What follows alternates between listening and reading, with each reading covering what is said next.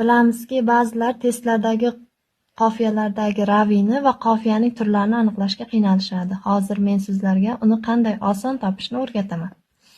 Qofiya va raviyni topishda birinchi qiladigan ishimiz bu baytdagi qofiyadosh so'zni topish.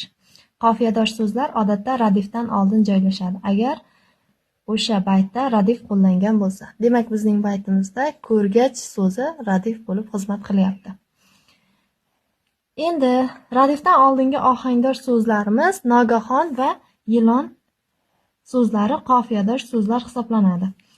Demak, aynan qofiyadosh so'zning asosidagi eng oxirgi tovush, eng oxirgi bir xil tovush, bu yerda n tovushi bo'lib kelayotganligi uchun raviy n tovushi bo'lyapti. Raviydan so'ng hech qanday tovush yo qo'shimchalar kelmasa, bu muqayyat qofiya deyiladi. Agar